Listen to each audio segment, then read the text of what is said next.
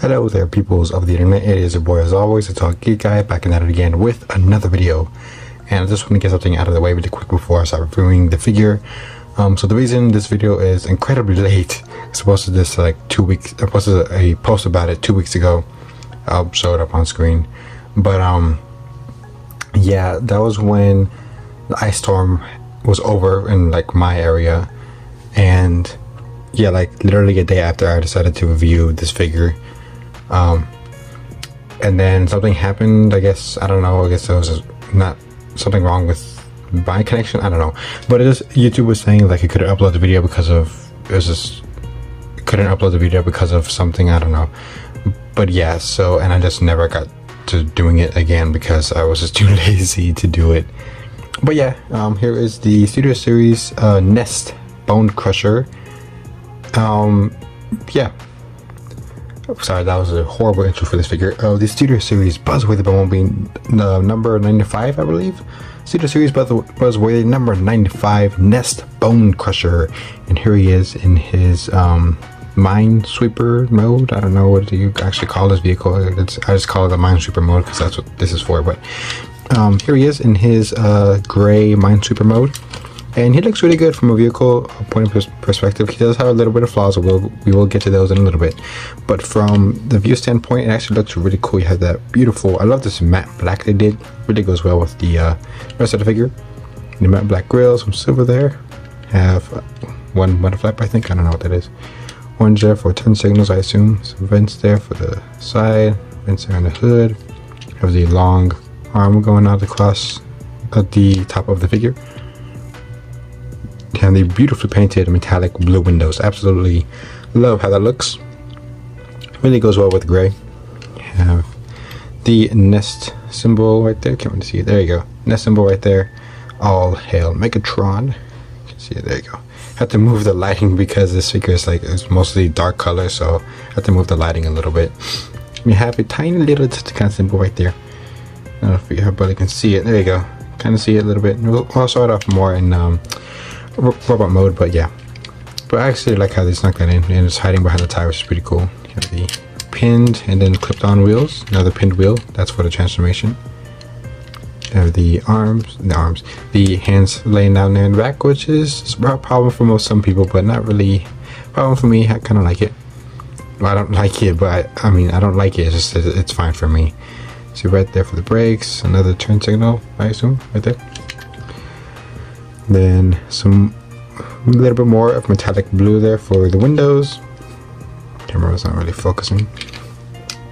And then yeah, you have the Minesweeper right there, and you can bring this around to basically flip some cars over or do whatever, whatnot. You can flip some cars over, mines, whatever you want to do, your imagination. So yeah, overall the vehicle looks pretty cool. I do quite like it. He does roll kind of sort of well. The hands do get in the way a little bit from rolling. If you're trying to roll him on the carpet, then his hands is gonna like go flat out. So I was successful. So for me, success. I don't know why I said that. Yeah, this is as far as it will go. You can't really tell. Besides better, I think. Yeah, but that as far as it will go without. Yeah, with the wheels actually touching the ground. But the pin wheels rolls. Front wheel not really. The middle roll doesn't. The middle roll. What? I know English, I swear. The middle wheel really doesn't even touch the ground. Just spins freely. This side same too. It touches the ground, but not a whole lot. This one doesn't touch the ground at all. This one. No, the front one. It does. Just doesn't have enough potential to roll. That's why I prefer pin wheels over these clipped on wheels. But anyways, there you have that. But yeah, overall, there was a little bit of gaps right here. You can clearly see my hand, which isn't a bad thing. I just wish it could have found a little bit of a better way to find a way to close it in a little bit more. And this section always has to come undone. There we go. So yeah, there you have that. But yeah, if you do get this figure, there is a little bit of gappage, but it's not the worst. Oh, the packaging! I am so stupid. I forgot about the packaging. If we Bonecrusher over to the side, Bonecrusher, Buzzword Bumblebee, N.E.S.T Transformer Cedar series. I do love this wraparound thing you have here. The Arch 95 Transformers Cedar series. You have N.E.S.T Bonecrusher, plastic free packaging. N.E.S.T Bonecrusher. Bonecrusher gathers intel on a reconnaissance mission disguised as a N.E.S.T vehicle. This is Bonecrusher. Highway Showdown. Yeah, the wraparound artwork. The reason these two are in the packaging is because I just want to save up on some space. But there you go. There you go. You have that. So now we can see him. Okay, so now we will get on to some comparisons. The one comparison that actually I think matters is with Optimus Prime, and he is a little bit bigger than Prime, surprisingly. He is. Yeah, he is a little bit bigger than Prime. It's just, lengthwise, Prime is longer, even though you can see it because I can't adjust the camera. But nose to nose, Prime is taller. Just Bonecrusher is a little bit, like, the slightest. He's like a little bit bigger than Prime, if not the same. But I hate this girl. Get it. But yeah, there's a comparison for Bonecrusher and Optimus Prime. So there you go. And now let's get on to the transformation. Now, this guy has a pretty unique transformation in my opinion. I do quite love the transformation on this figure. So let's go ahead and get started with that. First thing, I'm gonna raise the camera up before I start doing everything because this thing is huge. Okay, so just raise this up, split it down the middle, rotate it in like that, rotate these claw bits here around like that, and then just bring this forward. Can't see what I'm doing, I'm sorry. And then bring this down. So you go something like that. Next, you're gonna come to the back. You want to unclip these sections here from both sides, and then bring this basically this whole section up like so. Let's try to turn it around. There you go, just like that. And you have these two tabs will tab into those two slots right there. Right there. Okay, and then that's one thing that I really like about this figure. It takes up a lot of room. And next, you want to split the legs, or not all the way. Just make sure it untabs a little bit. If you want, you can just pull it out, or just like, because it does slide in like this. It's not an actual tab. It just slides in like that. It just goes over. So there you have that. And then you're gonna come. Actually, yes. Sorry. Split the legs. I do know how to transform this figure. Split it all the way. And then bring the wheels down. That's why they're pinned in. So they have the legs looking something like that. So I guess you can work on your level body. So you want to rotate the legs around so that silver shin piece is facing forward. Is that a shin? No, that's a knee. That's a knee pad. Kinda. And then I'm going to bend the legs a little bit so they're like, so he can stand straight. Bring out the side foot just like that. Flip all this behind him. Make sure the legs are straightened out. He does have ankle tilts, so we'll get to that later. But that's how you want the legs oriented, just like that. So we'll work on the upper body now. So we're going to want to split your arms. Tabs in several places. Tabs in tab slot connection. I can't see because of the ladder. Tab slot connection right there. And then another tab slot connection right here. Tab slot connection right here. Another one right here. And then that is the final one, I believe. So there you have that. Next, you want to extend the arms so they're fully straightened out, just like so. And then you want to unclip the roof section. If you can get it. There you go, just like that. And that already did it for me, which is weird. And then you want to just unclip it. You don't need to bring it out or anything. Just unclip it for now. Make sure the hood section is all the way back. You can't see what I'm doing. Raise the camera up. Make sure the hood section is all the way back.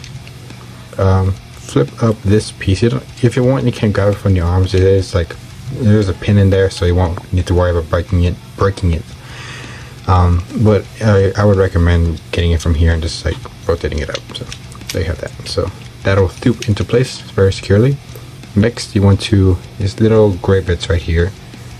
And so want to bring them out just like that. make sure the legs are face. We basically want him having limbo, basically, like he's in the limbo competition, I guess. I don't know. So bring that out. Next, you want to basically collapse the lower body in like that, and then his hands are in the air. And then bring these down, the roof section, close them in, just like that. Then bring the arms down, rotate them around, bring them down on the joints, and then kind of what to do. If you want, you can like split out the hands, doesn't really matter. Rotate his crotch piece down, and then the minesweeper, whatever, going to bring it in, rotate it down, bring it in again, and then just like that. So again, in case that some of y'all got confused, to bring it in, fold it in at this hinge, and then rotate it around, bring it, wait, no, I got confused myself, hold on. What the hell did I do? Okay, okay, fold it in, fold it, okay, so lots of folding, just try and follow along. Fold it in right here at this hinge, fold it here at this hinge again, and then so where it's facing like that, nice and flush. Next I want to get this joint right here, bring it in while rotating it so it's very facing forward. We'll get to this looseness in a little bit, but there you basically get. Make sure the backpack is facing a little bit outward. And there you have the Studio Series Buzzworthy Bumblebee N.E.S.T Bonecrusher in his robot mode, and I'm going to fix the lighting. Okay, that's a little bit better. But yeah, there is the Studio Series N.E.S.T Bonecrusher in his robot mode, and I just want to get something out of the way. The reason they're doing this like N.E.S.T Bonecrusher deco is because I think it's because like sometime during Revenge of the Fallen, he disguised himself as a N.E.S.T vehicle, and then that's where we supposedly see him in the final battle for like 5 seconds, and then he just dies. And then he reappears in like Darker Than Moon, I believe, or no, it's not Edge of It. I think it's Darker Than Moon who just reappears, but I don't know. But Bonecrusher has a weird story. But anyways, closer on the head sculpt, you have to come on, focus. He does have red painted eyes. You can barely have to get the light right on him, but you kind of see it right there. This figure's like really dark. I literally need to be holding. Actually, that might work. Hold on. Okay, that works a little bit better. Sorry if the audio is a little messed up. It's because Catcastis is literally holding the lamp so it won't fall off. But here is some more details right here. Have the metallic blue right there, some silver there. It's focus camera. Hey, thank you. Some black, matte black, some silver there. I kind of wish the robot mode had a little bit more paint to it, because right now it's just completely gray. It doesn't really work for me.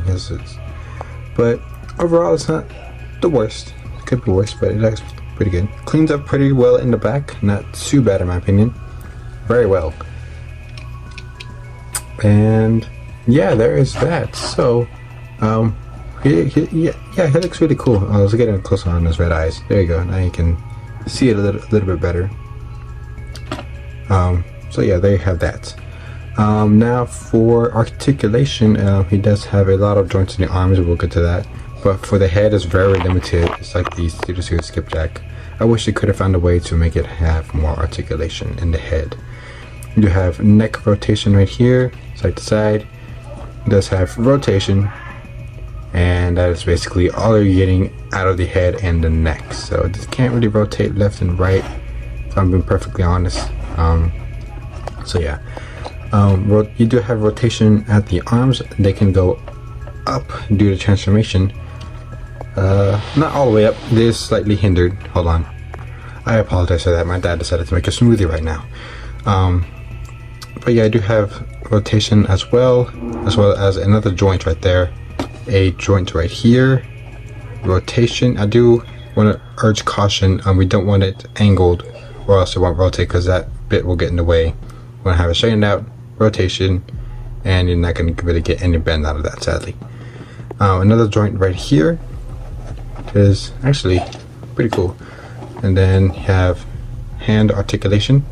The wrist can move up and down, and then claws can open and close. And you do have this bit right here that can move if you needed to. I don't see the point, but oh well. Yes, he does have gorilla arms, but it's okay because I mean he kind of looks like the guy who would have gorilla arms, but it's alright. He is pretty wide too. It looks like he's also trying to flex his pecs or something. I don't know. But for legs, they can go in and out. You have rotation. Knees are very stiff on my copy. You can do a full knee bend about 90 degrees. Yeah. And then it does have ankle tiltage. Very weird ankle tiltage too, because his foot just stays in place while the rest of the foot just moves. But yeah, and then you can angle the feet however you want, really. The wheel can move. I mean, so yeah. Basically, all the articulation you get is for the arms, but it's not a deal breaker in my opinion. It's still a pretty cool figure, nevertheless. And yeah. Oh, for the claw, I mean, you saw most of it, but you can like angle it, like move it, rotate it, extend it, rotate these claw bits. But yeah, so you have that. So now moving on to you can't see him, a comparison. And there you have that. If the light seems to move, it's because I had to get something to stabilize it. But there is the Studio Series N.E.S.T Bonecrusher with the 2000, I forgot what year the movie came out. I'm so stupid. The Autobot 5 pack that came in for a Studio Series. And they scale pretty well together. Bonecrusher was a little bit shorter than when he was in the shorter than Optimus Prime. So this scale seems reasonable in my opinion. Prime was obviously taller. Also, Smoothie. So yeah, there is that. But yeah, this two scale well together in my opinion. They don't look right, obviously, but they scale pretty well together. So there you have that. So there you go, peoples of the internet. There is the Studio Series N.E.S.T Bonecrusher, and I apologize for this review being late. And yeah, he's a pretty okay figure. Definitely not the best Studio Series figure out there, but it does serve a well replacement for the original Studio Series Bonecrusher that people probably couldn't get their hands on. But if you could find this at Target, I would highly recommend you get it, especially if you do not have a Bonecrusher or you just need more Decepticons. I needed more Decepticons, so I just got Bonecrusher. Oh, and here is the Decepticon logo. Focus camera, come on. Right there, I'll have my good shot. So there you have that, and the camera's not focusing again. There you go. But one major drawback I do have with this figure is the falling over, because he just falls over quite a lot, and the head movement would really help right about now, but oh well. But yeah, this figure just like falls. Oops, I didn't up the light.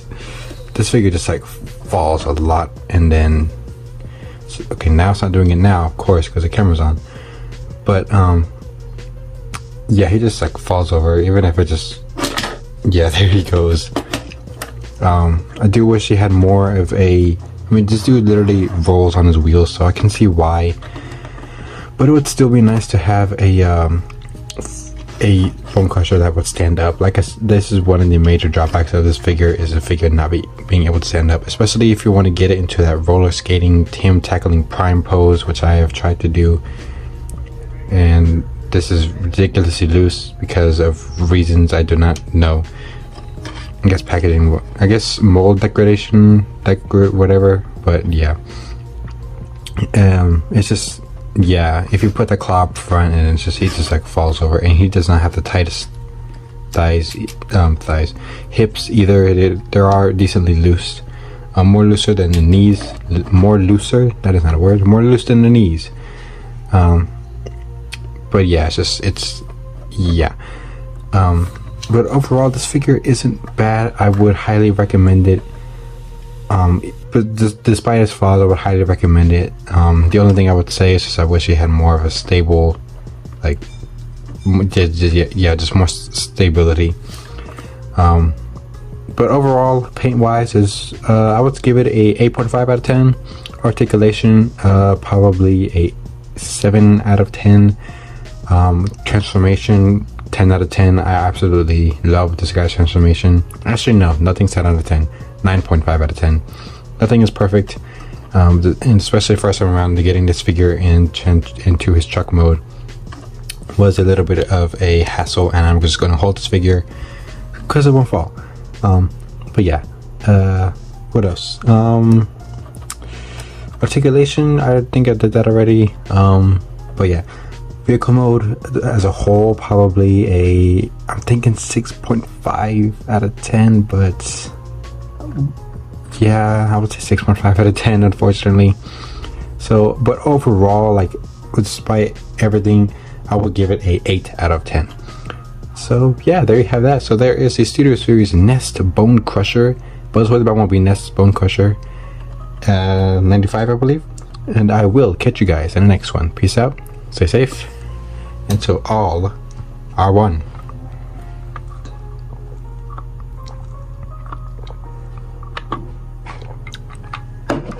Smoothie.